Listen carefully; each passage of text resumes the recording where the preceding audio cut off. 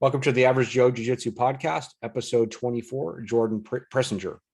Jordan Preisinger is a BJJ black belt and MMA fighter out of Ontario, Canada. Jordan is also the owner and head instructor at Limitless Brazilian Jiu-Jitsu and Kickboxing and hosts a very popular YouTube channel, Jordan Teaches Jiujitsu.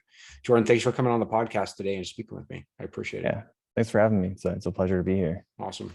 Yeah, so I actually found you on YouTube by coincidence or accident. Your video of 20 rolling tips for both Ghee and Nogi BJJ popped up, and I watched it, and I was instantly hooked. I was like, "Wow, this is good shit." So I started taking notes on it and writing stuff down, and maybe we can get into some of those tips later on in the interview. But Sure. but I just wanted to start at the beginning. I was wondering if you could tell us about yourself and how you got started in martial arts. Yeah, basically I just watched UFC and I thought I knew jiu-jitsu from watching it, and I was wrong. But so there's only a jiu-jitsu gym in town. There was no MMA. So I originally wanted to do MMA, but I just love jiu-jitsu after starting it, and then just I've been doing it ever since, really. Cool. And you started your own academy at Blue Belt. What was that experience like?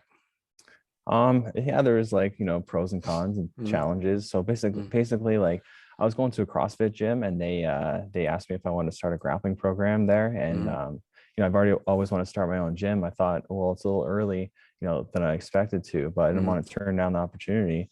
So it went really well. I got some criticism from people in the community, in the martial arts community and jiu-jitsu community. But I knew I could teach jiu-jitsu really good, and I was just about to get my purple belt too.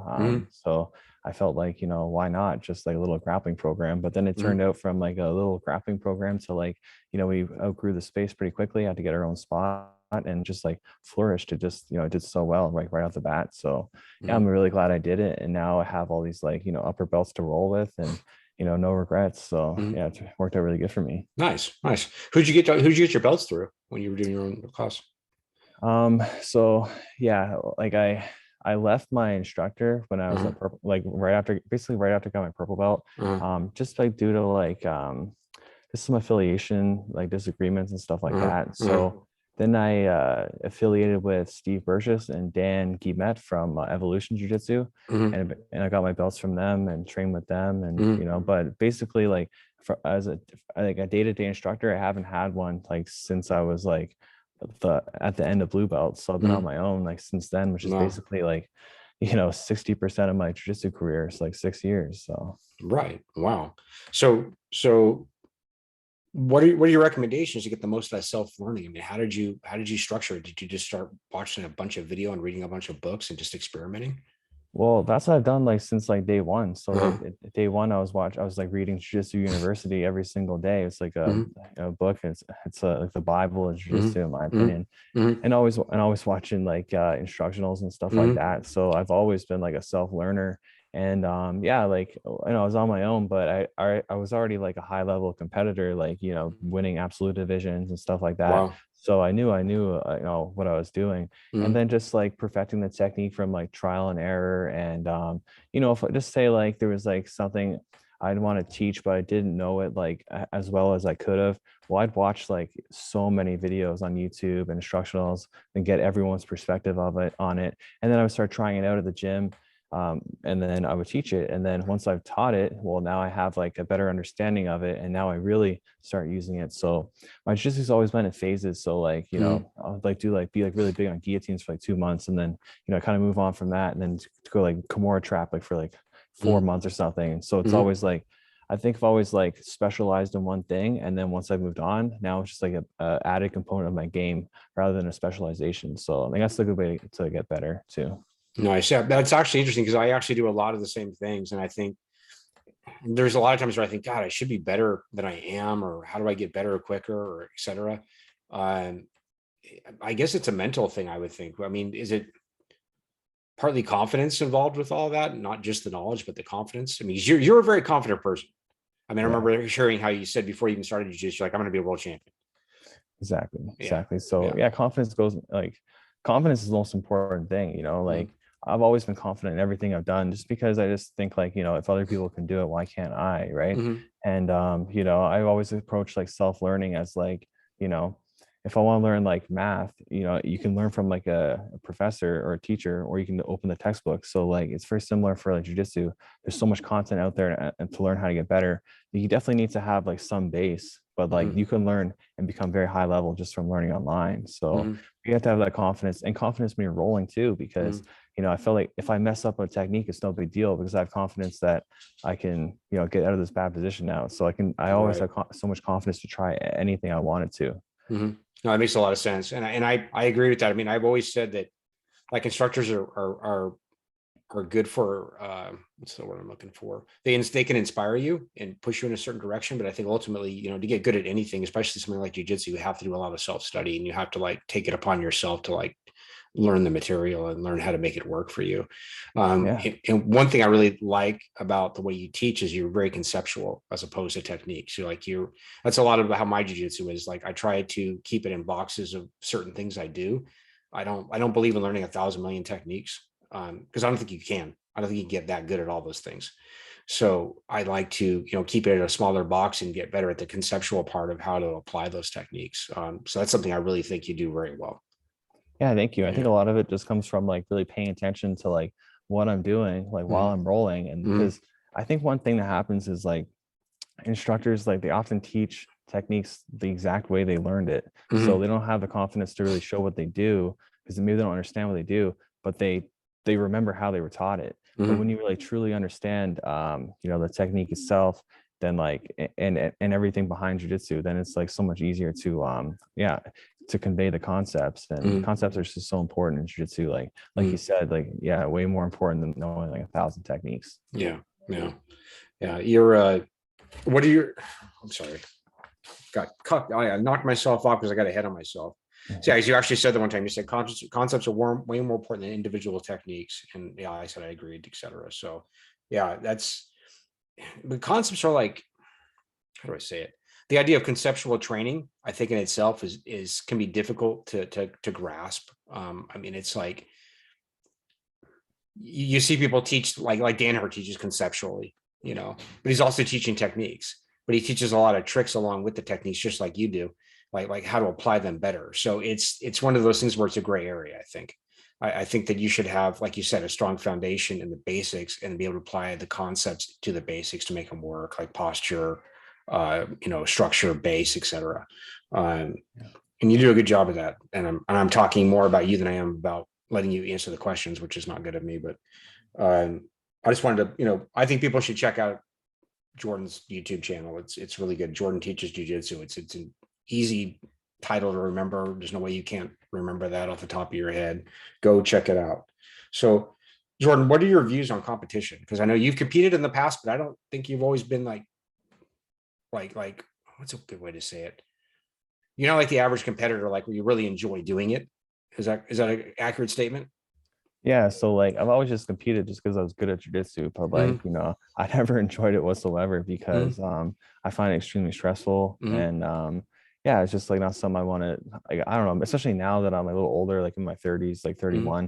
Mm-hmm. And I want to spend my Saturdays relaxing. I don't want to like compete because I competed for so long. So Mm-hmm. yeah, it's like competition doesn't really interest me, but like, I competed so much back in the day, like, Mm-hmm. and I think that's how I got good pretty quickly because you're forced to really see like your mistakes. And if you don't, I hate losing, so if I don't want to lose, I got to figure out how to beat these people, what I'm doing wrong. So Right. yeah, I think it can be really good in the development for people, but Mm-hmm. it's also not such a necessity. Someone has to do it. Like, Mm-hmm. if you don't want to, you can just do jujitsu just for fun, which is, Right. the most important thing. Right, right. I'm sorry. I'm the same way. I mean, I competed a lot as a white and blue belt, and then the pandemic hit. Well, I got my purple belt first, and then the pandemic hit, and I'm a little older, so it's like harder for me to get brackets, and so I didn't compete after blue. But when I got my purple belt, I didn't compete at all for like the first year, and then I finally got where we got to where I could get a bracket, and then the pandemic hit, and the tournament got canceled, and because of the shutdowns, and then that was it. But up until then, it's like I had a mixed bag of feelings about competition. I went through periods where I absolutely hated it, and I went through periods where I was okay with it, and then I would go back to like not really liking it too much. I mean, it's always fun when you win, and it's never fun when you lose. But but I had a couple experiences, like one time making weight where I didn't make weight and I had to run around. I had to like literally do laps for 45 minutes to get my weight down. And then I finally made weight and I went into my first match like minutes after that and got belly down armbarred, which pissed me off. And then I won my next match by triangle. So again, where I'm back at a point that was frustrating for me, because it was just like, man, what if I had not had to run around? I could have done better in the first match. Maybe would have got a gold. Like I never got a gold medal. That monkey's still on my back. I could never get a gold medal in competition. I got silvers and bronzes, but never golds. But I was thinking this year, I was like, I really want to give myself more exposure, but I'm not so sure I want to go compete as much, especially because we're so winding down from this pandemic and everything. And also because of the bracket issue and all that. But have you ever tried like going to other gyms for like open mats and just training that way for a while, just get exposure to other people? Oh yeah, like that's what I did for like so long, from like white belt to purple belt, like always going to other gyms to roll. And I always found that really fun. Or anytime I go to travel, I always go to the nearest gym. That's what my favorite part about traveling. So yeah, I really love like training at other gyms and meeting everyone, and that's something I really enjoy. But yeah, I think that's a more fun way of like rolling with different people than competition is, because for me, competition, like, it's not even fun if I win. It's only like, it's a relief. It's like, okay, exactly. That's a good way to say it. Yeah. Yeah. It's like, thank God that's over. Thank God I won. But like, do I get any happiness from that? Not really. So it's like, yeah, I'd rather just roll with people, and because that's what I think is fun in jiu-jitsu for me. Yeah, I'm the same way, because like it was even like you said, it's like a relief. It's like you got done and you're like, God, thank God that's over, But then I never felt like I was like, I had one or two where I was like, yeah, I want to go do one again. But then as soon as you're actually committed to doing it, then all those nerves come back and all the old feelings come back, and you're like, man, this just isn't fun anymore. It's like, and that's the thing for me. It's like jiu-jitsu is a ton of fun for me, but I don't like the added competition anxiety and stuff that makes it like no fun. Exactly. And it was the same thing for MMA for me. It's like, you think it might be fun, like, winning an MMA fight, but it's just like, my expectation is to win. So once I won, it's just, there's that relief. And yeah, if I didn't expect myself to win, then maybe it'd be more fun. But it's like, for me, I'm so competitive. It's like, I have to win. That's it. So yeah. Yeah, I'm the same way. I'm very competitive too. It's like, if I don't win, I get pissed. I'm not like, not like throwing a tantrum or nothing. Just disappointed in myself, and I'll beat myself up a little bit internally. Yeah. And I don't think there's anything wrong with that either. I think sometimes people think that they might think of that as like bad sportsmanship or like bad mentality, but I don't think of it whatsoever. As long as you're not like a douche to your, competitor. Exactly. But like, everyone wants to win in everything in life. You don't gotta hide that you want to win really bad. So yeah, I think that it should be more accepted to say that. Right. No, it's absolutely true. I mean, I would just, like I said, I never throw a tantrum or be an idiot, but I would definitely not be happy with myself if I lost. It would really annoy me. And I'm still like that, even with rolling. It's like, if I'm rolling with somebody, that's like, like your gym frenemy, and, it's not, and they get the better of me, it just annoys me and I don't like it, or if I'm trying to get better with some certain person that usually rolls me up and I'm trying to like just improve and gauge that by my improvement, that'll annoy me too. I think it's hard. I think it's hard, isn't it? How like people say like, oh, don't let it shouldn't bother you if you get, come on. It bothers everybody if you get tapped. I mean, it's human nature. I think, it's normal. It's the way humans are. Right. But you have had 2 MMA fights and you won them both by submission. I've had 5 MMA fights. 5. Yeah. Okay. Yeah. I won them all by submission. Nice. That's even way more impressive. Yeah. So thanks. what's the highest which submission did you use to get the most wins? I got 3 rear naked chokes and 2 arm bars. So yeah, I was pretty happy about them. Awesome. When's your last fight was November 17th, 2018? Was it the last one? Yeah. So quite a while ago. Yeah. And you've had twins. You and Nikki have had twins since then. Yeah, which is like a big reason for not pursuing, because I was after my last fight, I was gonna get ready to go pro and everything. I thought I would be able to do it while having newborn twins, and I don't know why I thought that, because as soon as we had it, I realized there's no way I can train for professional fight and do this, because it's very stressful, very tiring, very energy consuming. So that really like was a big dent in my planned career, because it's like I thought I was gonna go to the UFC and all this stuff, and like, but it just like was just this, yeah, out of nowhere, because we didn't really plan them either, especially didn't plan to have twins. So yeah, right in my athletic prime, we're like surprised with this, Right. but it's no big deal. I'm actually really glad that I didn't pursue professional MMA for a lot of reasons, and one of the main one being like I'm just so afraid of getting brain damage. So like, Right. yeah, I just like I much, and I don't like competing anyway, so I love what I do now, just teaching jiu-jitsu. I don't gotta worry about my brain, and I just like, but I can still get that level of success and notoriety that I was looking for through professional MMA. Right. And if you wanted to, you could still do it through jiu-jitsu too. I mean, there's like, Exactly. Nogi jiu-jitsu is on a rise now to like turn into something like where you can actually make some money at it. So, you always have that option, and you're extremely talented. So I think you Yeah, do thank very you. well at it. Yeah. Yeah, I think I'll start getting offers pretty soon. Like I just got this feeling like I'll get like an offer from like Fight to Win or these other kind of organizations to be like, oh, give you this amount of money to go against this person. Right. And then I might be tempted. I'm like, well, I think I can beat them, so let's do it. So, but I don't know. I don't know what the future holds right now. Well, we'll see. But I mean, I would love to see you in a Fight to Win. That'd be fun to see. So yeah, for sure. Are you guys back open over there, or are you still locked down, shut down? We're locked down for like, I think another week or so, and then we're allowed to open at 50% capacity. No, cool. So it could be worse. Like, it's not the end of the world. Like for me, just because I have like, YouTube and everything, like, still paying the bills, and there's government subsidies. It definitely sucks. Like Canada's very hardcore about their COVID restrictions, and it's frustrating, but it doesn't get me down too much. Like I know that nothing crappy lasts forever. Like it's going to be over eventually. Yeah. Well, they're actually saying that this is like, this Omicron is supposed to be like the beginning of the end of it, where it's becoming highly contagious and much less severe. So, I mean, that's what, I guess that's what most coronaviruses do. They don't want to kill off their host. So they eventually, move to that state where, they're not going to, they're much less severe, but just much more, contagious. Exactly. So yeah, I'm hoping that this is in fact the beginning of the end of it. Maybe this is the last year, and, and then we'll be back to more normal life. I mean, we're pretty normal where I am. It's pretty normal. We're having a bit of a spike around here because I think it's mainly because the schools went back into session and never went back to remote online teaching again. So we've had a lot more cases after the holidays, but I think that's the primary reason. Yeah. So I watched a ton of your videos, and as you've seen from some of the comments I put on your channel, and I remember one though. I saw one about the one you did with the roll for Bitcoin and TriStar. Oh yeah. Yeah, that was pretty cool.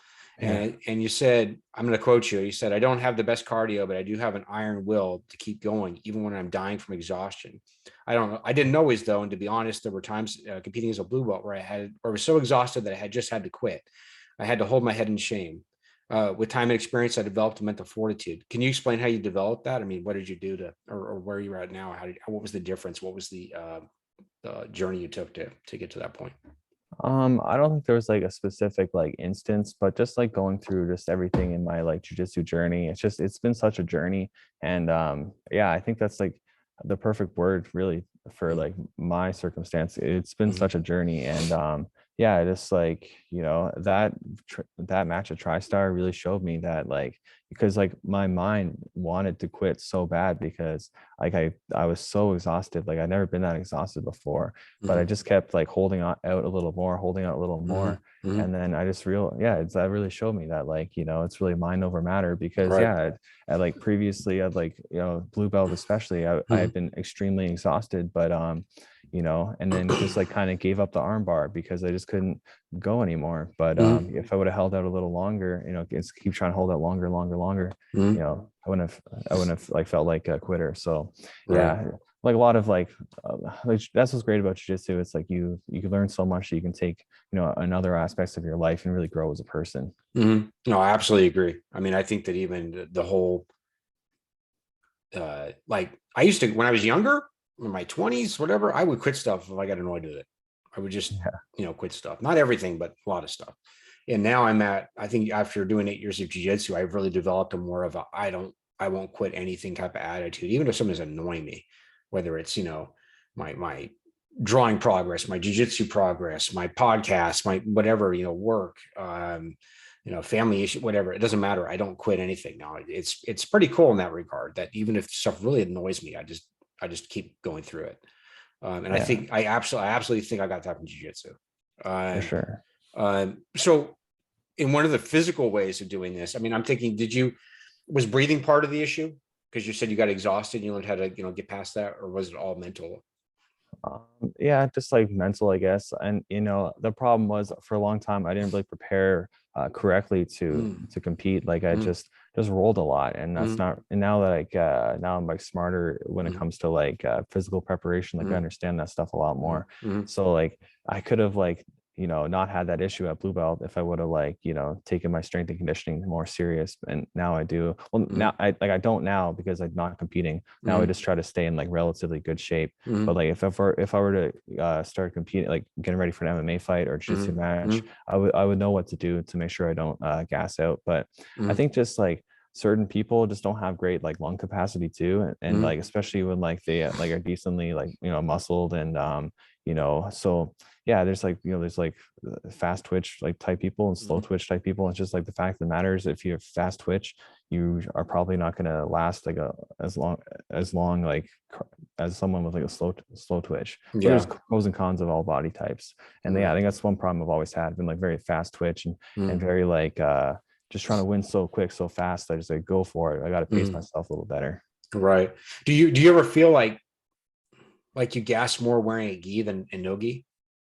Yeah, probably more I in the do. gi for sure. Yeah, and I like no-gi better in general. Just like I love the gi, but yeah, I just love the quickness of no-gi and just like all the attacks available, like guillotines and stuff. So I'm a big no-gi fan. Yeah, I am too. For the first, my first academy, I didn't do that much no-gi just because of the schedule and my work schedule and everything. I just hardly ever got a chance to do it. But my current academy, it's more no-gi than anything else. So I only do like gi like once or twice a week now. But all the other days are no-gi, and I really like it. But I do notice that I gas out quicker, or I feel it feels harder in gi now. I'm like, I really noticed the difference now. Absolutely. Like even yesterday I was doing gi and I was like, God damn, I just get tired. It's so hard. Yeah. Well, I think for a couple of reasons. One, it's like hotter, and like two, it's just like so much grabbing, so much like tension the whole time. As opposed to no-gi, it's like way more flowy. So right. I think that contributes a lot to it. Yeah. I call gi like, what do I call it? Crawling through mud, swimming through mud. Yeah. That's exactly how it feels. And it's funny, sometimes people ask me, they're like, oh, is it harder rolling with like a really big dude in gi or no-gi? They always assume that it's harder in no-gi, but no, it's like it's way easier in no-gi because you can move a lot easier. And so I remember it was funny, like so like I did some of those big guy rolls with like, and they were in the gi, like, and I got some comments like, oh, do it in no-gi and see how it goes. I'm like, it'll go better for me in no-gi. Like, it'll be easier. Yeah, exactly. Yeah, that's the thing, man. The comments, I haven't got a hater comment yet, but I know I always look at it like the day I get a hater comment, it's like I know I'm successful. I know that something good has happened. When you start getting haters, it's like when people are paying attention and they're trying to bring you down, is because they're jealous. I love it. Exactly. So, yeah. Never let those guys get to you, man. You're doing a great job. Yeah, thank you. So, okay, with that said, do you actually prefer no-gi? You just said that, didn't you? Yeah, you actually prefer it. Yeah, I do too. I like it better. What do you feel like one sort of complements the other, or there's something in that realm of it that you can get more out of it? What I mean is, like, I heard this theory years ago and I prescribed it for a long time, and it made sense to me, is that the no-gi teaches you better submission because it's slippery and you have to have better control, where the gi teaches you better escapes because of the friction and the control. Yeah, that's very true. That's very true. I mean, in gi, you can't rely on, these like escapes that in no-gi where you can slide out of things. So I think that definitely changes it a lot. And I think like in my opinion, everyone should train both. Like I think that's the best way to get better, because you really like, you learn from the different aspects of both, and you can, you really have a complete game that way. But there's also guys that only do no-gi or only do gi that are really good, so they're not wrong whatsoever. It's like great, it's working for them. But the average person, I would say, like, do both and you're gonna get better at jiu-jitsu for sure. Do you have a different gi for no-gi and for gi, or do you do basically the same thing for both? I'd say I have a pretty different game, like depending on if it's gi or no gi. Like, if it's gi, I'm doing way less front headlocks, like way less guillotines and stuff like that. And so it changes a lot if it's gi or no gi in some senses, but my overall like style doesn't change too much. I still want to take people's backs. Right. And you know, like that's my main goal. Like I don't know if people realize watching the channel, it's like I'm like so much more of a back taker than I am like like submitting for mount or anything like that. And yeah, it's like I just love the back. So yeah, and like yeah, my game plan doesn't change too much. Like it doesn't. It's hard. I understand what you're saying, because I'm the same way. I like to take the back too. I always think like, and you've done both. I could even ask you this question, like the theory of that the ultimate position in Brazilian Jiu-Jitsu is back control, whereas in MMA it's mount. Yeah, well, in mount, yeah, it's like hard to say. MMA, I would still say the back is better, Okay. like in my opinion. And I just think that the best way to think of why the back is so much better than any other position is thinking about like, to say if you were like do a boxing match against like Mike Tyson in his prime, like if you could fight him with his back turned to you and you looking towards him, I'd probably take that fight, because you know, he can't hit you, right? So it's the same thing in grappling. If you take someone's back and they're facing away from you, it's going to be very hard for them to attack you. So yeah, I think the back is just it's the best position. Just the best. Yeah. Okay. I'm gonna change my opinion then. All right. Or I'm gonna change this statement, or I won't ask that dumb question anymore. So, but no, I mean, it's like, but I agree. I think the back is it. I mean, you can strangle from there. You can do, you know, joint submissions from there, you know, switch off to arm bars. There's just everything. I mean, it's like, you know, you can go like your rear triangles, and then you have other submissions from that position. It's a really good position to be in. So many good techniques you can do. And people, and MMA too, people like, I feel like it's underutilized, like strikes you can do from the back. You can throw elbows, you can do like heel strikes. Like man, when I spar MMA, I love taking people's backs and throwing heel kicks to their body. And I'm never expecting them. I rarely see them in MMA, like professional MMA, but they could really like screw someone up pretty good. So yeah, there's a lot of attacks for sure. Oh, is it the same type of a heel kick that Hoist used to do from close guard back in the old DOCs? Exactly. Yeah. I used to like watch that. I was thinking about that. God, it was probably like a couple of weeks ago. I was thinking about, because I remember actually watching that when it first came on, you know, because I was old enough to have just seen the first one, like when it was actually on TV, and I saw that, I was like, holy crap, who is this guy? You know, what is this? But I remember him doing that heel kicking, like kidney kicks one after the other, and dropping like downward elbows on people's clavicles and their traps. And I was like, see, there's all kinds of stuff you can do to somebody from that position. It's pretty good. Exactly. And what I like about Royce Gracie's style, he was like always he was always attacking the whole time, which is like what I do too. Like it's like you can never give someone, you gotta win every second of every round, in my opinion. So it's like you got to be constantly attacking and like constantly winning. So yeah, you have someone's back, don't just hold on to it. Like make them feel threatened the whole time. So yeah. His views on, I talked to him for 30 minutes one day. He actually showed up at my gym. I was just watching the class, and because he was related to somebody who was in the class, and he just came by. I didn't recognize him at first. He was just sitting there watching it, and we're going through class, and then we're like, okay, let's take a picture afterwards. And then he got up to come take the picture with us, and then I recognized him, and I was like, oh shit.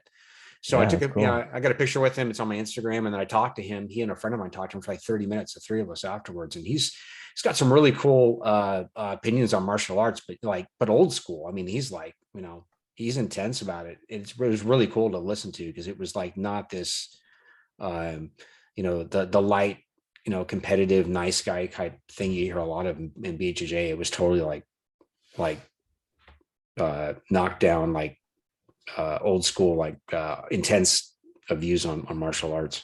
It was something else. I don't want to like quote him or anything, because, you know, I don't want to put that out there, but yeah, it was an interesting conversation. So you just filmed an instructional with BJJ Fanatics called Jordan Teaches Bottom Half Guard, or Jordan Preisinger. I actually bought that instructional last week. I've gone through it 3 times already. Started taking notes on it. It's a really good instructional. It's systemized. You know, it goes from point A to point Z through a whole bottom half guard game that's easily digestible and be able to use. I've used a little bit of it so far, where, you know, I started implementing some of the John Wayne sweep and the Shaolin sweep. And actually, the way you do the Shaolin sweep is a little different than what I learned before. I actually like it. It's actually just easier to do. We're just doing a back roll instead of having to like get them up on your knees and float them and all that. Yeah, right. So much easier that way. It is so easier. It was like ridiculous. I really sucked at doing the other way, like trying to float people. I have so much problem trying to float people, and that made it a lot easier. What was it like doing that instructional? I mean, are you going to do more of them, or was it exciting to do? Or Yeah, it was pretty surreal. Like, Mm, I thought it was just really cool being there, and they treated mm, me so nice, and yeah, they were great. And but I'm not sure what I want to do going forward, mm, because like I think I it was a good product, but I think I mm, could do it even better if I did it myself, just because mm, okay, they did a great job editing and everything, mm, but like I'm very like a control freak and a perfectionist. mhm. So it's like I wish I could have like did it myself. And that's what I'm gonna do uh going forward, Uh-huh. because I have so many ideas to make like a really good, unique instructional Right. that's like super comprehensible, Mhm. comprehensive. And yeah, so I can release it with them, or I can do it myself and take all the profits. So Right.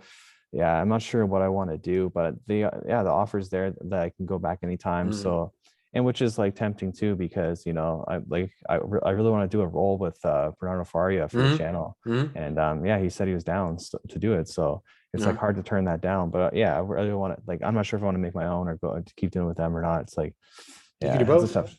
Yeah, I could too. The problem is, it's like I think when it comes to instructionals, there's only Mhm. so many topics you can really do it on. So it's like I Right. don't want to like, yeah, I don't want to run out of topics. So Right. That's yeah, true.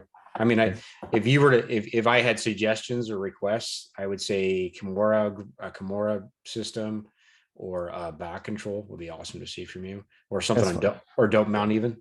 It's funny you say that, Mhm. because yeah, like that's the one I'm gonna do is back control Mhm. or back attack, so instructional. That's what I'm gonna Mhm. do for my next one. But Mhm. I'm also gonna do it because I promised everyone a Kimura trap Mhm. instructional, and then Mhm. people keep asking me about it, Mhm. and so I got to do that. But what I'm gonna do is, which I think is really cool, Mhm. I'm gonna make it an instructional, and I'm gonna release it for free.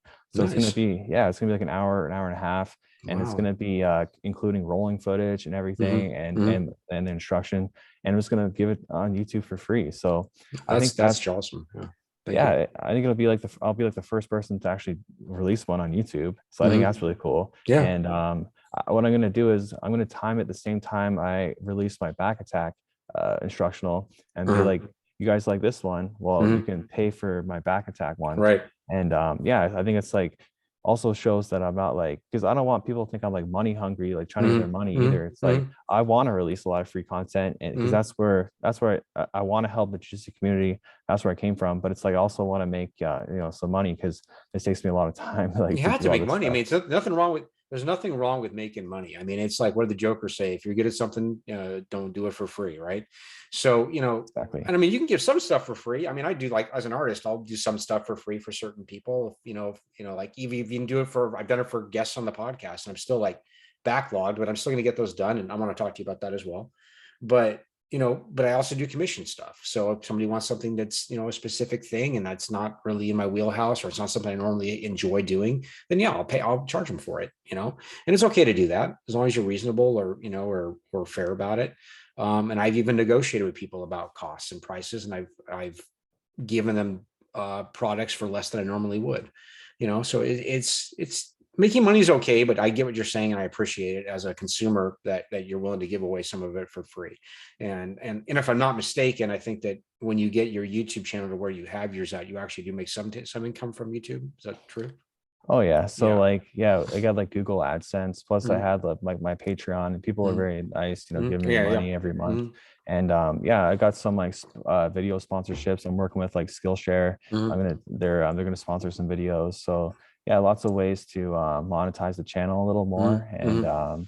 yeah, it's just like hard for me. It's not like, because I get in my head, I'm like, I don't want people to think I'm just like money hungry. But Mhm. then I also realize it's like you can't just turn down money because I'm like anxious about that. Right. I gotta make money for my family. So Right. yeah, I gotta do these things. Yeah, no, nobody can fault you for that. That's that's just the way it People will is. though. Oh, Some they people will. will. They Yeah. will. I know. I know. I Yeah. know. But it's just like, training. It's just like going to a class. You got to pay your fees. You got to keep the school open. If you can't keep the school open, Exactly. there's nowhere to train, right?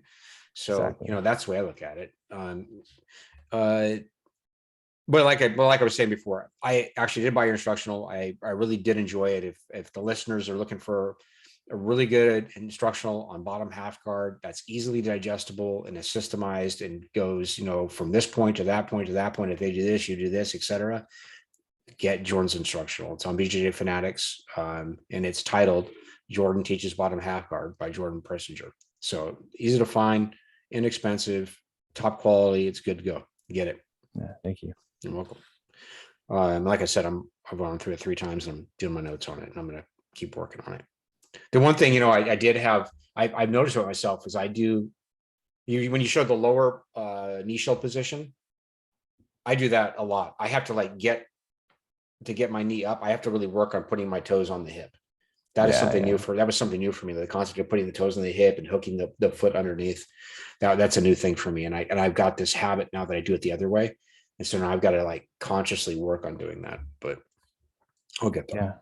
Yeah, it's a really common thing. People they like that low knee shield, but I just think that the high knee shield's a lot better because it actually stops, that stops people from putting their weight on. Right. And as like a passer, if someone's a low knee shield on me, it's like, oh, great, I'm gonna arm weave past you or do something else. So I think that the high is better. Yeah, it is. And I experienced it firsthand yesterday about the cons of doing the other way, because I was grappling with a guy who's probably 10 years he's 10 years my younger than me, and he is like 30 pounds heavier, and he's like a beast. He's like 200 pounds of like solidness. He's not like chubby or anything, and it was really hard keeping him back in my half guard with him. He was like crushing me.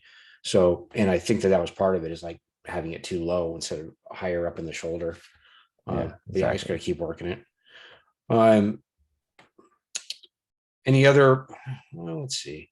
Let's go over some of the 20 rolling tips. And I wanted to share this because this was the first video, like I said, where I stumbled across you, and I watched this video, and I was like, this is great stuff. So if you don't mind, we can go through a couple of them. Yeah, sure, definitely. Okay, I'd love to. Cool.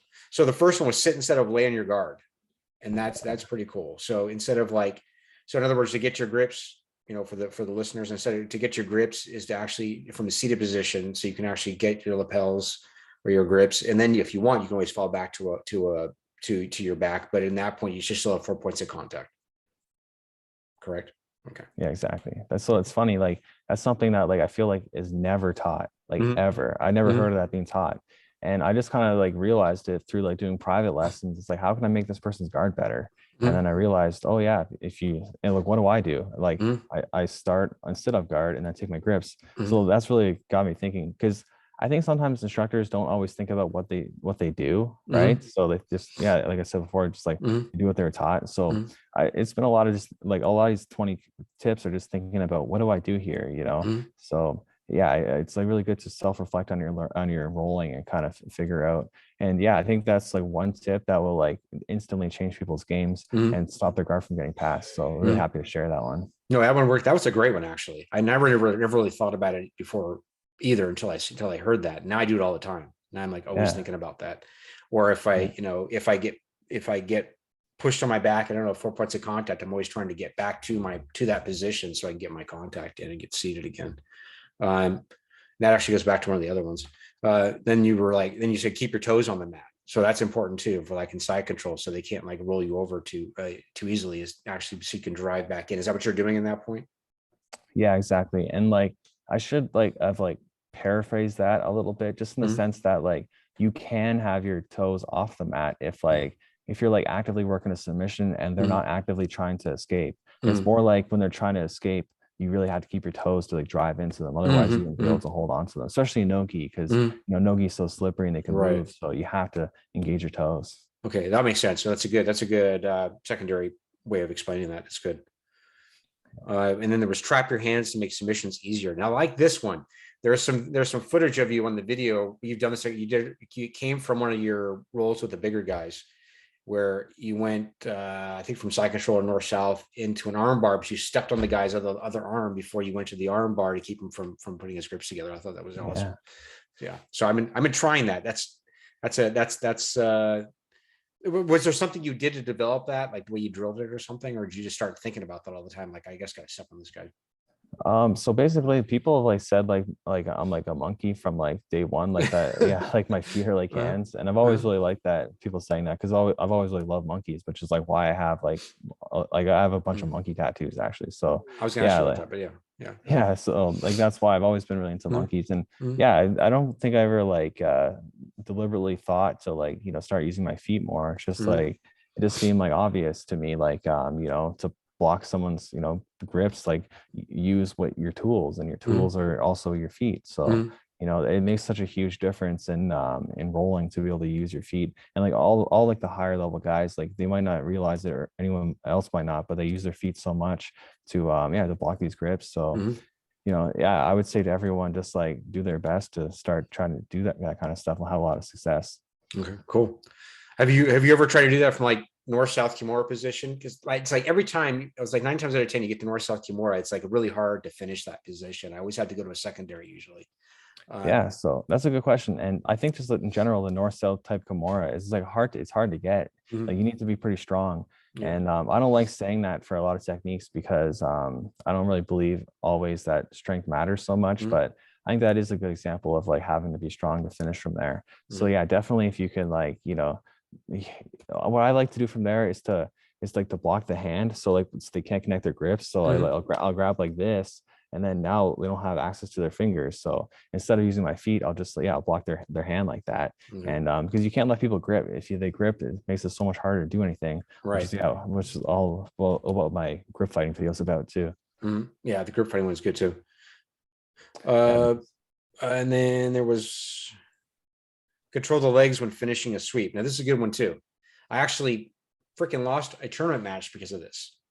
I was at a guy in my guard, and he stood up. It was like forever in my guard, and then he stood up, and I swept him with a double ankle pick.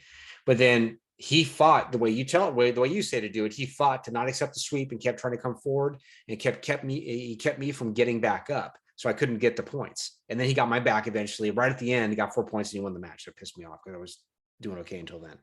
So that's now I've been really working on this. So the concept is whenever you sweep, control the legs, pull the legs up off the mat so that the other person can't stand up.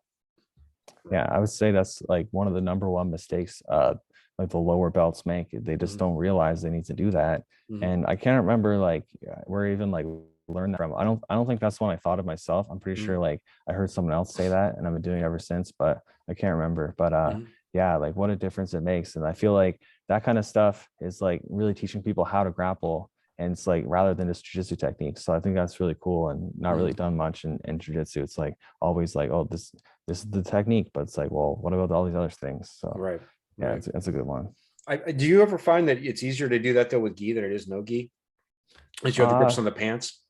Probably easier, yeah, but easier, but it doesn't make it hard in Nogi either. You just have to take like C type grips and control still for sure. Okay. Let's see. Break grips that stop you from doing what you want to do. That's a good one too. Yeah. So basically, you were saying that you don't have to break every grip, but you have to break the grips that stop you from doing what you want to do, or even the ones that are controlling you. As you say, if you're being gripped, you're being controlled. Yeah, because I think the problem with like sometimes people have is like they know they got to break grips, but then it's like overwhelming. It's like you can't literally break every grip off of you because they can just grab. Like it's impossible. So it's like you have to start thinking what grips actually matter to spend my time and energy and thought on. And a lot of times it isn't important to break the grip. A lot of times it is. It's just like it's situational. So yeah, it's like that's a good one for sure. And but it's just hard to recognize when to and when not to. But it's just like something it just comes over time. But yeah. And then it was take grips to control your opponent. Well, that makes sense. If you don't control them, they will control you. Lack of grips allows for easy attacks against you. So that makes a lot of sense too. Yeah. And it seems so obvious, but it's like when you're actually rolling, it's a lot of people don't realize how often they don't grip the person. And it's like if they had a camera on them, it's like constantly like like when I do these rolls, the camera's on people obviously, and they would like be able to see all these things. So people should film their rolls more. This is what they should do. They should film their rolls and then kind of look at the 20 tips and see which ones they're doing and not doing. I think that would be really helpful for people. Yeah, I think I'm gonna try that. I think I'm gonna talk to a couple of people that I roll with that'll be okay with it, because you always want to ask. But I think I'm gonna get a small tripod and stick my phone on it and record them. And because it's funny, like when I don't know, maybe you experienced this too from when you first started, but I feel like it's like you think your jiu-jitsu looks a certain way until you see it on video, then it doesn't quite look the way you thought it would.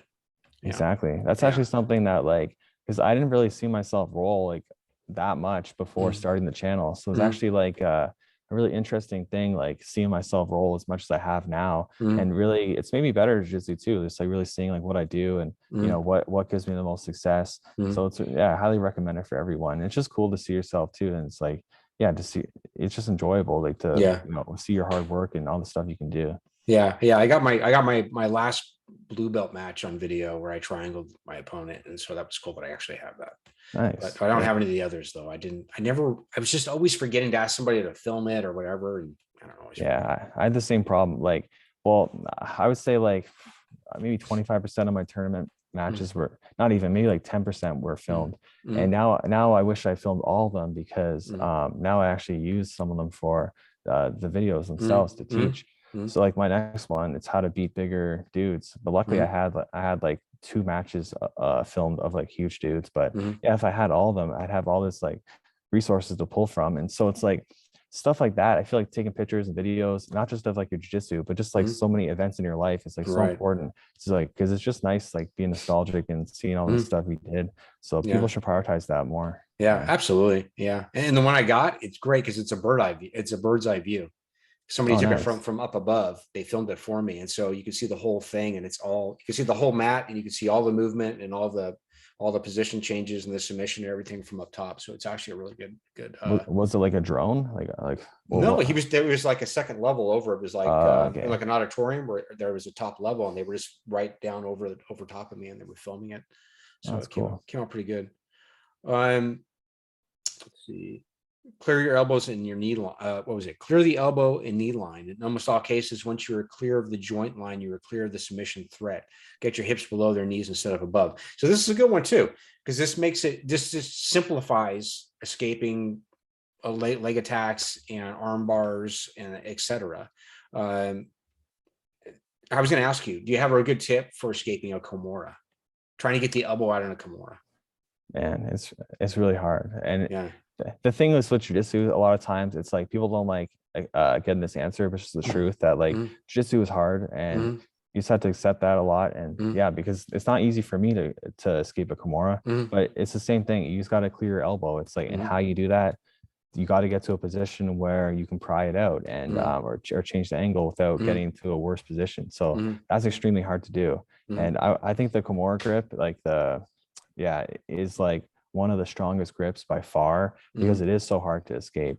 So yeah, I wish I could give like specific advice, but it's, you got to get your elbow out. You got to drop the elbow like through the hole. But there are some ways like to change the angle. Like if you're in half guard, you can change your angle and you take a Kimura that way, which I'll show in my Kimura trap video. So it's situational, but yeah, it's hard. Yeah, I'll be sure to check that out when it comes out. I'm actually looking forward to that. Yeah, thanks. And I'm actually looking forward to watching the next one you were mentioned about the big guys. The big guys smash me up. Perfect. That one's almost done. Like, man, I've had so much like trouble getting this one finished. It's like my file size. It's like a long story, but like it's like I had to get a new hard drive, all this stuff, and it's been a big pain in the butt. And but it'll be up tomorrow, like 100%. And I think it's really good. People are really gonna like it. Yeah, I think I saw it. Did you post that on your Instagram or something? You posted it a couple of days ago about that. Yeah, I saw that. Yeah. That happens. Yeah, but it was interesting too. You said it takes you about 10 hours to make a video. 10 hours. A lot of work. Sometimes just to commentate the video is 10 hours. So like, yeah, like, man, these videos sometimes are 20 hours, 15, 20 hours because the editing takes so long. So like what I shouldn't do, like realistically, one a week, unless they're like the rolling commentaries, they're a little easier because they just take up so much freaking time. And like the worst part is definitely doing the voiceovers. So because they just take so long, and I'm just in my room, by myself talking into the mic for like freaking 8 hours, and I just get so tired and don't want to do it anymore. And so it's funny. Sometimes people are like, "Oh, he sounds like so like I don't know, monotone and whatever." I'm like, I know I'm you do it for 8 hours and sound enthusiastic, right?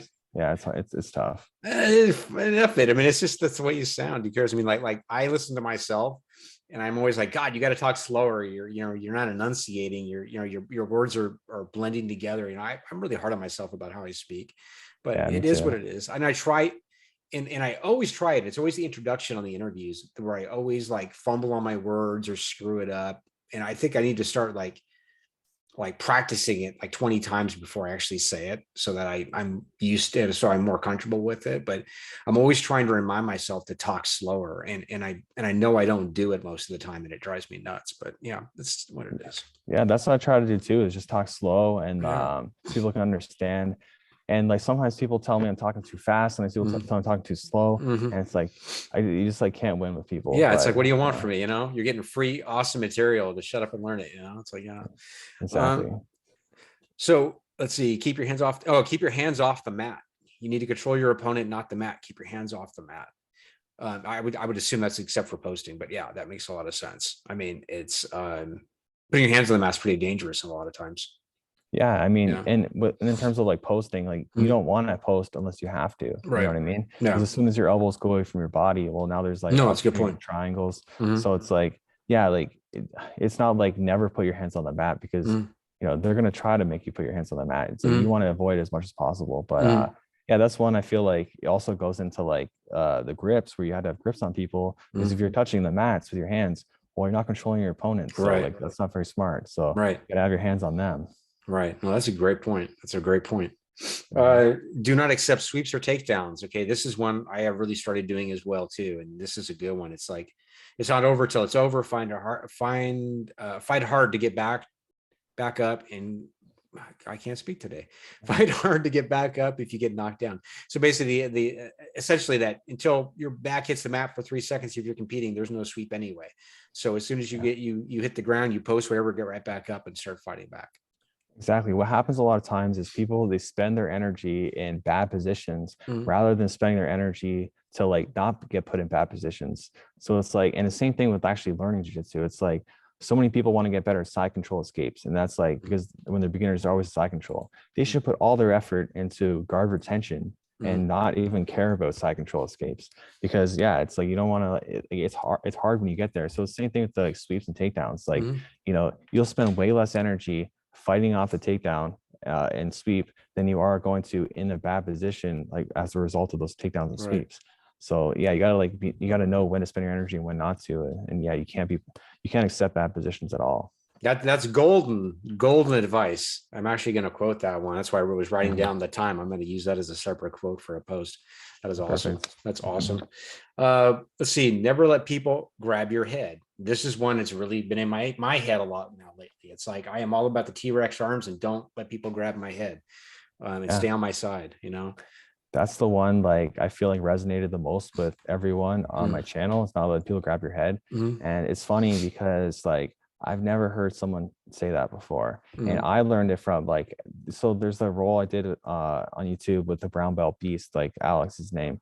And mm, same one I did the side control space with. And man, I remember like, okay, like if I would let him grab my head and rolling, mm, things would be so much harder. And I mm. started cluing in like, okay, if I just stop him from grabbing my head, I'm gonna be able to actually do things. So Mm. like, and not that it wasn't like beating me up or anything, but Right. it's like it made my life harder, my role harder. And then Right. yeah, I didn't let him grab my head after that. And then it's like, okay, this is actually like way easier now. So it's like, yeah, like it's crazy. Mm. It's like a, I don't know, like an instant improvement when people start realizing you can't let people grab your head. Right. I mean, you've mentioned that in your instructional when you were talking about taking underhooks from bottom half guard, where you were underneath, but you were still blocking Nikki's other arm at the elbow to keep her from cross facing you. Yeah, that's Exactly. good stuff. Yeah, you'll see more of Yeah. that in the video tomorrow. The big guys. It's Okay. really I have a really big section dedicated to that, because with the big guy, you can't let anyone grab your head, but it's like big Mhm. guys especially, then you're really screwed. So it's like you got to really prioritize against the big dudes. And if you Right. don't let them grab your head, they can't put their weight on you. So if they Right. can't put their weight on you, well, now they can't use their physical advantages against you. Right. Perfect. Perfect. I'm gonna look out for that tomorrow. I'm gonna watch it. Yeah, No perfect. doubt. Let's see. Prevent inside position. So inside position is most importantly the space between your neck and shoulders and your armpit and your knee. So yeah, that's a huge one. And if people just did this one, Hmm. they would never get submitted ever, for the Hmm. most part. Hmm. Like 99% of the time they wouldn't get submitted. Nothing bad happens to them if they just prevented that. Hmm. So it'd be a boring way to roll though, because you can't only like you can't always prevent it, because if you want to escape and actually make things happen, you need to open up. So Hmm. um yeah, it's like it's I think that's the most important tip.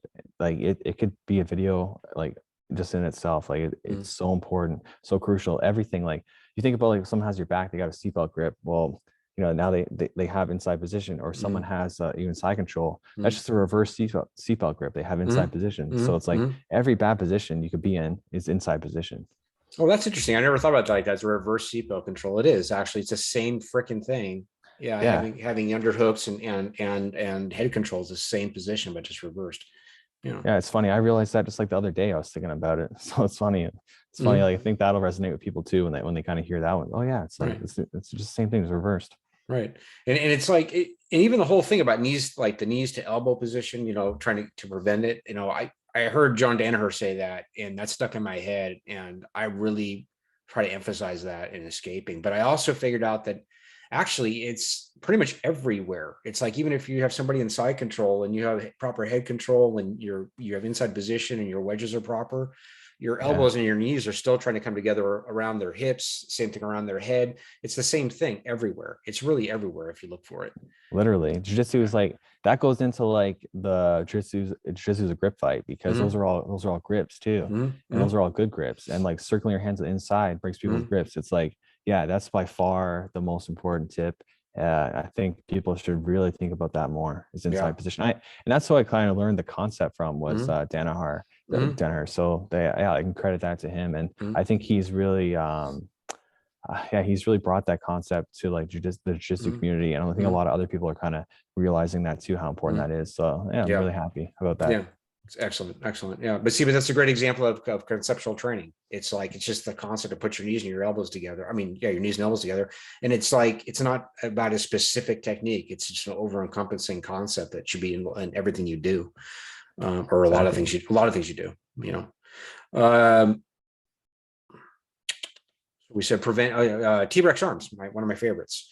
So T-Rex arms is keeping the elbows close to the body at all times and never reaching out. So you said your elbows should never leave your body. T-Rex arms prevent limb isolation, underhooks, and head control.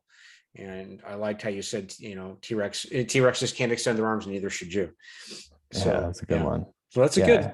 Yeah, that's a good position. I even like to use it, like even when you were showing, and I've done this now, when people are like trying to pass your guard and they're like, what's I can't remember the concept of it, when they not backstep completely, but they're going past your knee shield and they turn their back to you to get past the half guard to the knee shield. That's a good position too, where to use that or areas like that. I think it's funny. Well, sorry, a lot of these tips are actually the exact same tip, but just like kind of rephrased. So like T-Rex arms is the same thing as preventing inside position, and it's the same thing as don't let people get grips on you. So it's for three of the exact same tips, but just to kind of like, or more, maybe they're a little specific from each other and resonate with people differently. But yeah, it's the exact same thing. If you have T-Rex arms, they can't get inside position because you're blocking your head from being grabbed. And that one really resonates with people too. And that's what I'm actually making. I got a T-shirt coming out. It's like, says like, remember your T-Rex arms. So that's really cool. People like that one. I was gonna say you should make a T-shirt of that. That'd be awesome. Yeah. T-Rex and actually talk to me later if you don't already have an artist. Let me know, because I will. I'll talk to you about that. And even like escaping mount, if you think about it, I'm sitting here, we're talking about it and I'm visualizing it, even doing like an elbow escape and mount, it's the same thing. It's still using T-Rex arms, it's still putting knees and elbows together. It's all the same stuff. Exactly. That's what I think should make people realize how simple jiu-jitsu actually is and how overcomplicated people make it, because you can literally take these, like you can take like 10 tips from my video, and if you stick to them religiously, you'll be very good at jiu-jitsu, but you just need to like add techniques for the offense after. But like in terms of your rolling ability, it'll increase like substantially, because it's just jiu-jitsu is so much easier than people make it out to be. And it's really frustrating to me as like someone who like I like the way I teach these things is the way I think about them, and maybe because that's just the way I think. I need it like simplified. So I wish other instructors kind of made jiu-jitsu more accessible for people, and I'm glad I can give such a easy to understand product to people. No, I mean, what you're doing, like I said, the way you taught yourself jiu-jitsu, I mean, you got your black belt in 7 years, correct? Yeah, which is pretty fast. It's pretty fast. Yeah, it's funny. It's like I got criticism for that too, Mhm. like as if I got it too fast. But it's like So, anyone saying that, was always thinking, well, come roll with me and see who can exactly. beat me, you know? Yeah. Yeah. So people are so silly that way. They get Mhm. like, jealous. And yeah, it's funny. I faced a lot of criticism like over Mhm. my years in jiu-jitsu, but like Mhm. now that I like I'm my BJJ fanatics and stuff like Mhm. that, it's Mhm. like all those people, they can like eat their words, because they're Right. just being jealous and dumb. And yeah, Mhm. I'm really happy. Like I'm a little spiteful that way, where it's like I'm really happy to have succeeded, because Mhm. those kind of people kind of brought me down a lot, like Mhm. criticizing me for that kind of Mhm. stuff. Mhm. So it's like, yeah, I'm really happy to show them like I was right, and they shouldn't have been like rude to someone else for no Right. reason. Right. No, I agree. I mean, I think people have a tendency to be uh, way more critical than they should, and just jealous and Exactly. I think that rude. just in general, like the world Mhm. should be a nicer place. People should be nicer to each other. Yeah. And yeah, that's just a great example. It's like, you know I was good at jiu-jitsu. I deserved my black belt. Like Exactly. objectively I did. Mhm. And so it was just crazy that, oh, it's too soon, you got to be 10 years before you can get it. It's like, well, not if you work hard enough, Right. and I work Right. very hard. Exactly. I absolutely agree with that. I mean, I'm trying not to use like 7-letter words in my response. I'm trying to keep it clean, but I absolutely agree with that. I think that it's like if you have a certain level of ability, then fine. What's wrong with having that rank that goes along with that ability? I mean, I don't see a problem with that. It's stupid. I mean, even like if you look at like Coyote got his in 4 years, so it's Yeah. like and nobody's criticizing him, right? Exactly, So exactly. It's just like some people like me, like I wanted to be good at jiu-jitsu so bad. So like mm, I just spent all my effort and mm, time getting better at jiu-jitsu, and mm, I put in like above average mm, commitment to it. So it's like mm, obviously I'm going to get it in above average time. mm. And yeah, it's just crazy to me that people wouldn't kind of realize that. But Yeah, yeah, it doesn't exactly. doesn't matter anymore. But yeah, like I said, I Yeah, just wish people were just nicer in general. I think the yeah. world would be a better place if people weren't like that. I agree. I agree. And that's the same for the people who criticize you for like, oh, you're rolling with lower belts. You roll with higher belts all the time. You even do it on your channel. It's ridiculous. Like that, Exactly. like the brown belt beast. That guy, he's something else. That Yeah, guy's he's a really good. guy's a Yeah, he's a specimen. beast. Yeah, yeah. And remind me, don't let me forget. I want to talk to you about strength and conditioning too before the end of the discussion. I just Yeah, for didn't sure. put it on there. Let's see, T-Rex arms, underhooks. Oh, underhooks are almost always a good idea. Underhooks are king, especially in Nogi. They lead to back takes, sweeps, takedowns, passes, and more. And I totally agree with that. Um, Yeah. do you like to do your underhooks with your elbow up on the mat, or do you have a different way of doing it? Generally not. So, Mm, first off, I think people should realize an underhook should be like on like the lat of the mm, person, and right. not the shoulder or anything like Mm, that. And what you want to do with an underhook is you want to pull the person. You want to like people got to think, what does the underhook do? First off, it's inside mm, position, and mm, second, you want to pull the person forward to get their knees off or their butt off their heels, and then you can start. Or for most attacks, so mm, it has a specific use. And yeah, it'll make more sense. Like I got a lot of yeah, it's in my video tomorrow too. I mm, really stress underhooks, like they're mm, so important. And when I say like almost always a good idea, it's mostly just because the darce is like a really good counter to the underhook. So you mm. gotta be wary of the darce. But Right, basically, if you control the far arm, you don't gotta worry about the darce, because right. you're fighting out the grips, and they can't take the grips, though they can't darce you. All right, continue get T-Rex arms going, and your comments you made about oh, here comes my dog. If the comments you made about getting their glutes off their heels, well, if you bring their glutes up off their heels, they're actually lighter and they're easier to sweep. Exactly. Right. That is like, yeah, that's like crucial. And yeah, just like so much, everything's easier when they're not like sitting like that. Mm-hmm. And Cesar, yeah. Let's see. Follow the path of least resistance. The less you strain, the more technical you will become. You want to use the minimum effective dose of strength. Yes, Yes. exactly. So Yeah. like, yeah, that's hard for people to recognize sometimes, like when they're rolling. But if they were to think about it a little more, they might have a lot more success, because I see a lot of times people just like trying to fight through things that like, well, maybe if they just like did something else, they'd have more success. So it's like, yeah, you can't just like fight through and just grind through things. Like there's always a path. There's Mm-hmm. always something. And like anyone can be beaten too. So it's Mm-hmm. like you just got to find that path of Mm-hmm. least resistance. It's Mm-hmm. not always easy to recognize. That's why, being a black belt and training as long as I have, Mm-hmm. like that's why like people say I'm like pretty smooth, because I can just find that path of least resistance. But you Mm-hmm. know, like I have that advantage of having trained so long. But it's like Right. if people start thinking about it a little more, I just feel like they would, yeah, they'd be, if it's in their mind a little more, they'll have a lot more success with it for sure. What how do I word this, or how do I quite phrase this? So the path, at least, let's say, I don't know, let's say you have an underhook and you're in bottom half guard and you're feeling, you're trying to get to the back, but you can't quite do it. Is that when you would go to a underneath to a sweep? So basically, Exactly. if they're pushing into you, so then you just let it go and sweep. Okay.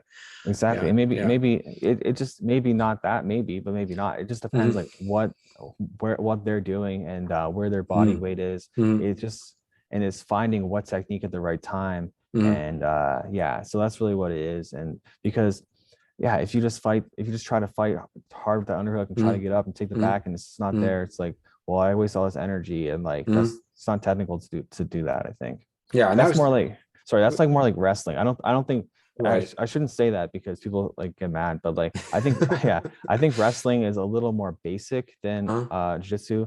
Wrestling's amazing and a really tough sport. I love wrestling, but just in the sense of like you can grind through things more in wrestling than you can in jiu-jitsu and have success. And nothing wrong with that at all. But it's just important to realize that. But that's where chain wrestling comes into the picture too, where if you chain wrestle, that's a great example of path least resistance. But not everyone's a chain wrestler. They can like grind through like the double and stuff like that. And again, nothing wrong with that. But I think people should do that less in jiu-jitsu and really try to find the path least resistance. Right. And you were saying that was actually the point of the video, if I remember correctly, where you quit a Bruce Lee, be like water. Exactly. And the example was going from like an omoplata, and your opponent rolled forward, so you let him roll forward and you armbarred him. Exactly. Because like, well, what if I try to stop him from rolling? Like maybe I could have, but I would have to work like decently hard, but like it's gonna be less work to just let him roll because I got a plan. So yeah, it was a great example. And that roll with Jeff Chan, it provided a lot of examples like that. So yeah, it was really fun doing that one. Yeah, it was a good video too. That is a very good one for people who are listening. Go check out that video.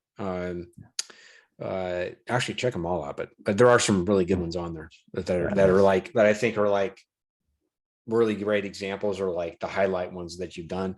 That's one of them. And rolling with the brown belt beast, that was a good one too, that commentary. Fight the hands when being choked. Now, yes, I do this, and I absolutely think that you have to, and I'm actually amazed by how many people who don't do that. Yeah, it's crazy. Yeah. Actually, it's a great example. Like if you watch like UFC and you see someone not fighting the hands, in most cases, like I don't want to say it's not nice, but like they're quitting, like they're, they're just done with it. So like a great example is actually if you watch Anthony Johnson, he's had a lot of fights where he's gotten rear naked choked and he hasn't fought off the hands at all. Like, I'm not in his head, so I can't say that he's quitting, but like, well, what else is he doing? It's like he's not defending himself. So it's like, and a lot of people will do that unintentionally at the lower belts. They don't really understand they have to do that. But yeah, it's like if you're not like intentionally quitting, you got to you have to defend yourself. You fight the hands. Yeah, I mean, when somebody tries to rear naked choke me, the first thing I do is I cover and grab their thumb at the end of the liver and start trying to pull it off. That's the first thing I go for, is that thumb. Exactly. And it actually works really well. That actually does. The idea of grabbing, near the thumb at the end of the lever to get it off works really well. But I always do that. Or if it's in Ghee, it's the elbow and the sleeve and pulling it over the head. And being aware that there's an armbar there, but it's better than getting choked to get out of an armbar. Exactly. And sometimes people, they try to prioritize touching the hooks instead of their neck, but rule number one, protect your neck.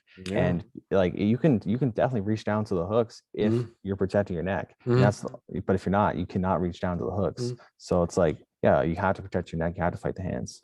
Well, yeah, but a great example was actually Gordon Ryan's video he put out. There's a free Instagram one that he put out with Bernardo about escaping a body triangle. But he even said the first thing you have to do is you have to control the choking arm, and then you can go underneath the knee and reposition and do all the other stuff to get out. But you have to control the choking arm. It's a perfect example. Same thing you're saying. Yeah. Keep your hips higher to win scrambles. Now, this is when I really want to start working on. This is when I suck at. When you get in the dog fight. And I was actually doing this last week, and I remembered this tip after the match, like later in the day. I'm like, oh, God damn it. Why didn't I just get my hips higher and grab the inside thigh and then walk around the back and put them down? So that's a good one. Keep your hips higher to win scrambles. So higher hips will ensure you stay on top and your opponent stays on bottom. Yeah, that's like a really fundamental like wrestling concept, or like or at least as far as I'm aware, like because I haven't really been involved in like wrestling culture too much, but like yeah, I'm pretty sure it's like a pretty big staple of like wrestling. Like they know that keep your hips higher, and so yeah, it's something kind of taken away from wrestling, and yeah, it's like so crucial and so simple, and yeah, people don't realize it, but then, yeah, it's like really important. Yeah. Let's see. Keep your butt down or all the way up. The in between is often where you're most susceptible to sweeps. Exactly, because that's when like your butt is off your heels, and then now you're susceptible to getting swept either side. Most sweeps involve that process of getting someone off their butt off their heels and then off balancing them. So it's like, if you understand that, because man, a lot of people keep their butt up, like beginners, and they don't realize that they're gonna, because I'll be sweeping like a white belt or blue belt like nonstop, and they're like wondering, why is this happening? It's like, well, because your butt is up. So it's like, you know, it's like that simple, you know. Well, what do you mean by all the way up? Does that mean like up on the feet? So more like hips engaged. So like this is something too people don't realize a lot. If you like stand completely straight upright, it's actually very hard for the person to sweep you. But it's also like because you like really like all your weight is on your feet at that point, and not spread out to your body. So yeah, that'd be like a good example all the way up. Like say you're like doing like a leg drag. You throw your hips forward, and it's gonna make it very hard. They can't get under you that way, and so that's a good. So I like my tip. I wanted to be keep your butt down, but it's like, well, I can't really say that because there are times where all the way up is good. But I would say that's more like niche, like more scenario, like less common. So yeah, the more the takeaway really is keep your butt down most times. Cool. And a way of keeping up, I guess a good example would be like if they try to double ankle pick you. Let's say you're sitting up in their closed guard and they try to double ankle pick sweep you. If you push your knees together and push forward so their feet go up over their head, then that's a good position to be in as far as that's a great example. That's exactly right. Okay. Hold on, Mike. I got my family coming in here interrupting me. Oh, that's okay. Making some noise. Oh, that's all right.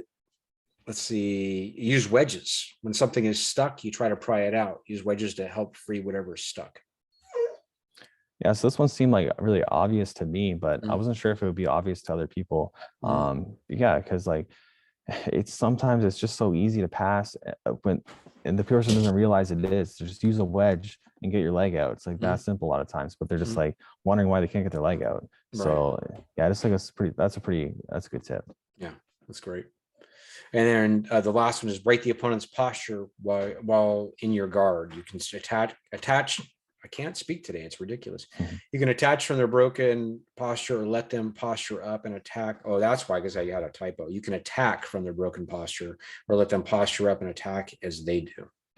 Yeah, like that's basically the main way to control someone in your guard is by breaking their posture. Like if they can't like lift their body up, then you know they can't actually like they can't be mobile, you know. But then it's like, well, they can if they're like pressure passing. So it's like yeah, it's like that one's that's a little more situational, I guess. But yeah, it's good for people to understand that though. Yeah, that's awesome. It's great. So yeah, so that's for the listeners, that's those were the 20 tips in that one video. That was the first video I found of Jordan, and it's excellent. If you want to have, you know, visual examples and just listen to Jordan talk about it, go and watch the video and check it out. And then I guarantee you're going to get hooked and you're going to start going down a rabbit hole. So that's what I've done, and it's great material.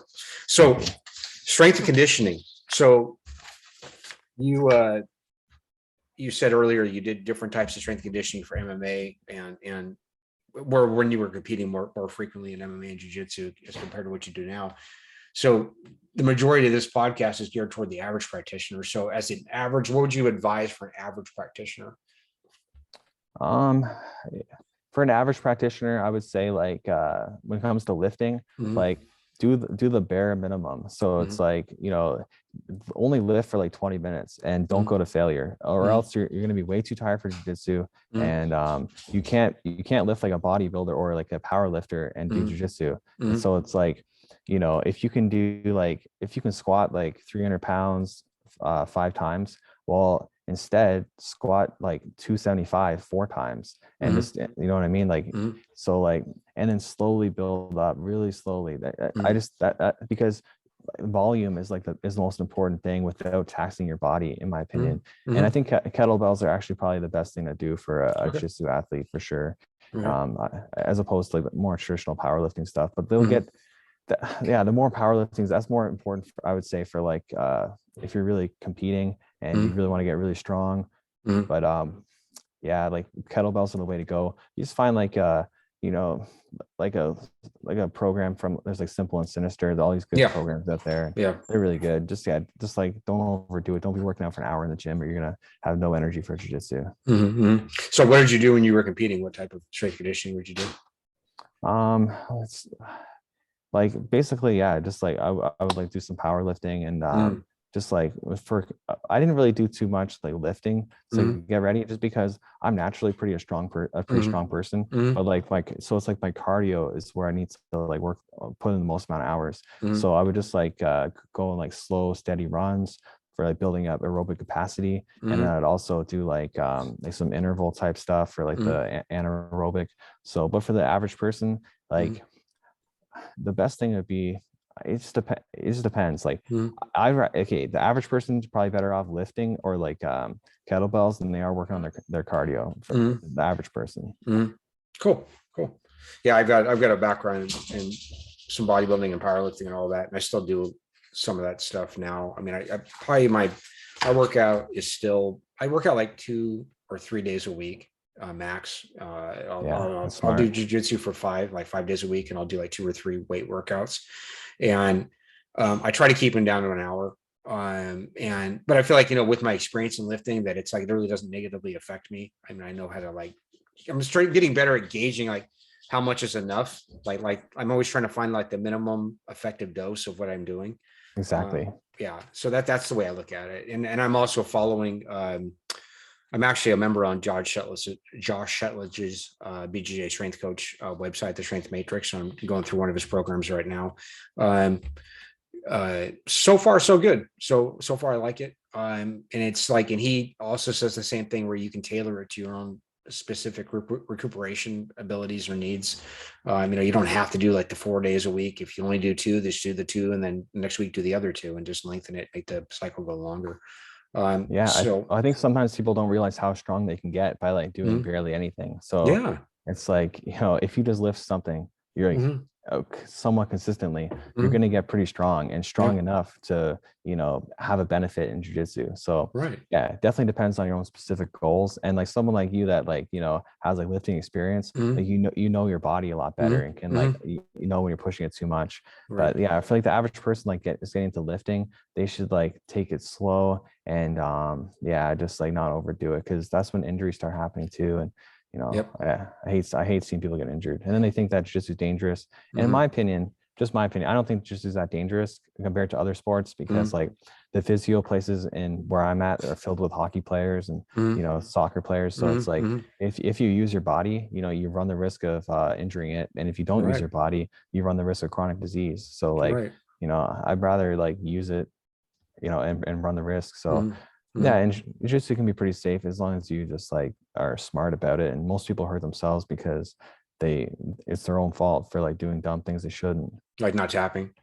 Yeah, exactly. Not tapping or try to like twist out of a leg lock and stuff, or fight something when they shouldn't. And oh no, now everything's all messed up. So that's why I like being a black belt. I don't feel like I don't feel any like risk of getting injured ever, because I can just know how to position myself to be fine. But it's definitely harder when you're a lower belt and you don't really understand it as much. So the best advice there would be like tap early, tap often. And like if you feel you're in danger at all, you can just tap, and just even if it's not a submission, just like just be safe.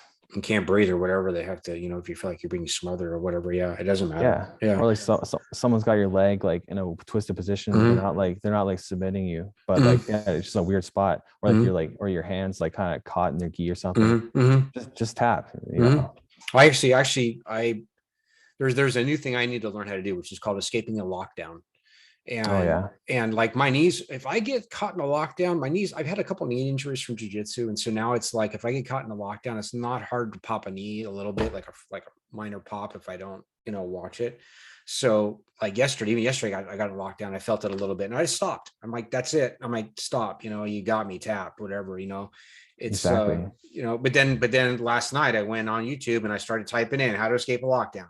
And I started going down that rabbit hole. Like now I need to figure out, because I was like, okay, there's a hole in my game. And I obviously need to figure out how to prevent this for my own safety more than anything else. I mean, I'm just like figuring like, how can I, protect my knees and get out of this position, because I hate that position.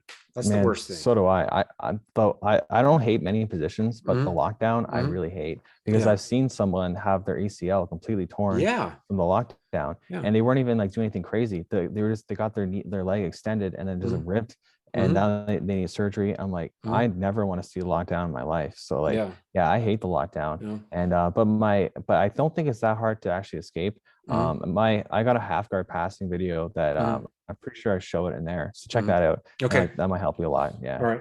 Guard passing. I think I did watch that video. I'm gonna go back. Yeah, I do remember you saying it. Like you pulled the heel up. That was the basic thing I was getting last night. It's like it's the idea of don't go forward, go back toward their feet, and then pull your heel up towards your ass, and then get it to the side, and then bring your foot up underneath their glutes, and then you should be, and you can go to a 3/4 mount. You should be okay from there. Passing half guard. Yeah. So that was the idea I got. Where now I feel like, okay, I've got a concept. I got something to start off with. But yeah, I hate the freaking lockdown. I hate that goddamn thing. Yeah, me too. I think it's much more. I think it's more dangerous than reaping. Like reaping is illegal, but I actually don't think reaping is that dangerous as long as the other person doesn't like twist out, or like the person that reaping doesn't like do like a really fast reap. So like that's why you see reaping all the time and like leg locks, but they don't get hurt because both competitors know what they're doing. But I think reaping is way more dangerous. I know it's way less dangerous than lockdown. I hate the lockdown. Yeah, the lockdown, they get you, and they like if they like just suddenly jerk you backward, that's it. I've popped my knee twice now in the same gym now, 2 different people who put a lockdown on me like that. And it's like if you're gonna put lockdowns on people too, probably you should be like a little more careful with that kind of stuff. Like I agree. Like, don't be jerking people down and injuring their knees if they're your training partners. Yeah, it's not worth the risk, because if your knees go, you're screwed. Like the knees are the most important. They're what I want to injure the least. Like that's what I take care of the most, my knees. So if someone puts me in lockdown, I don't get like mad, but it's like in my head, I'm like, I'm getting out of this thing like right away. And I'm like, I don't like it. Yeah, I don't get mad about it. I just more of like, oh, fucking lockdown. And then, it's like, but now that I have an idea of how to get out of it, it's not as scary to me, but still it's just like, but whenever I get put in that position, it's like crap. It's like, I'm just hoping the other guy's not going to like jerk their legs forward really hard and, and then pop my knee. And so that's a great example of a time to tap. It just because, just to be safe, anyone listening, if you get the call in the lockdown and you don't want to try to get out, you don't have to try it out. You can just tap just for safety, Yeah. I mean, that's the thing is like, if you're in the gym and you're just willing, that's even a good advice too, is just tap and just reset and just get out of it. Exactly. But it is good to like, but at the same time, it is good to know like the mistake I was making was going forward. So I'd still sort of go forward a little bit. And I was like, that was my mistake. I should have went backward. So at least that I know that now, that if I get one, I can at least just go backward and try to get out of it that way, or prevent myself from getting my knee popped or whatever. So you can be reached at, you're on YouTube, obviously at Jordan Teaches Jiu-Jitsu. It's your YouTube channel. And I highly recommend it. Again, everybody go check this channel out. You're on Instagram at Jordan Teaches Jiu-Jitsu. And you have a Patreon as well, which is patreon.com/Jordan Teaches Jiu-Jitsu. So I want to thank you again for coming on. I had a great conversation. It was a lot of fun. And if you're ever willing to or interested in coming back on, I'd love to have you back on as a guest. We could talk about some other stuff if you'd like. Yeah, definitely. I'd love to. I had a great time today. Thanks for having me. It was awesome. And I didn't ask you, who's your favorite superhero? Probably Spider-Man. Probably just because he moves. Yeah, I like the way he moves. Okay, cool. No, I actually, like I said, I like to draw. But I like comic stuff. And what I'll do sometimes for guests is I'll draw them a sketch of something if they like a favorite character. That's really good. It takes a while though. I mean, don't expect it like next month. It might take me like up to 6 months sometimes to get them done. I'm like backlogged right now, and I've got my job and everything else I got to do too. That's okay. So I just appreciate you doing it. That's awesome. Yeah. So I'll do one for you, and it's like my way of saying thank you. Thank you. But other than that, I hope you have a great afternoon, and thanks again. And let's set this up for a second conversation. Let's do this again. It was great. Yeah, let's do it for sure. Yeah, thank you. Okay, great. All right.